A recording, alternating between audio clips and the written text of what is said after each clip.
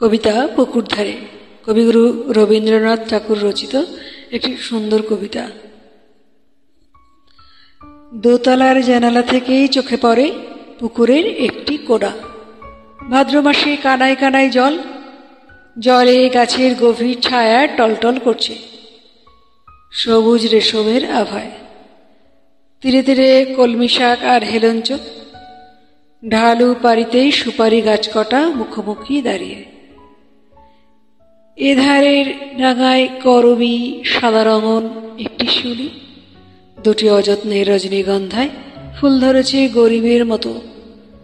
বাখারি বাঁধা মেহেদির বেড়া, তার ওপারে কলা পেয়ারা নারকেলের বাগান।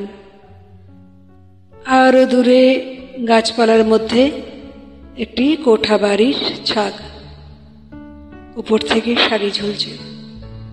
মাথায় ভিজে চাদর জড়ানো গা খোলা মোটা মানুষটি ছিপ ফেলে বসে আছে বাধাঘাটের বৈঠাতে। ঘন্টার পর ঘন্টা যায় কেটে। বেলা পড়ে এলো, বৃষ্টি ধোয়া আকাশ, বিকেলের পৌর আলোয় বৈরাগ্যের ম্লানতা ধীরে ধীরে হাওয়া দিয়েছে। টলমল করছে পুকুরের জল, ঝিলমিল করছে বাতাবি লেবুর পাতা। চেয়ে দেখি আর মনে হয় এ যেন আর কোনো একটা দিনের আবছায়া, আধুনিকের বেড়ার ফাঁক দিয়ে দূরকালের কার একটি ছবি নিয়ে এলো মনে। স্পর্শতার করুণ, স্নিগ্ধতার কণ্ঠ, মুগ্ধ সরল তার কালো চোখের দৃষ্টি। তার সাদা শাড়ির রাঙা চওড়া পার দুটি পা ঘিরে ঢেকে রেখেছে। সে আঙিনাতে আসন বিছিয়ে দেয়, সে আঁচল দিয়ে ধুলো দেয় মুছিয়ে।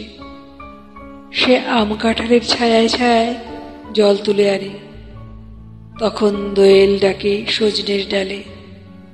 ফিঙে লেজ দুলিয়ে বেড়ায় খেজুরের ঝোপে।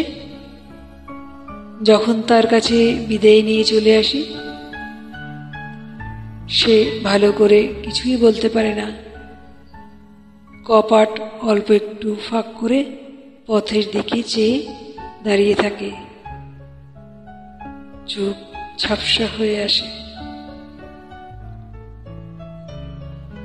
নমস্কার।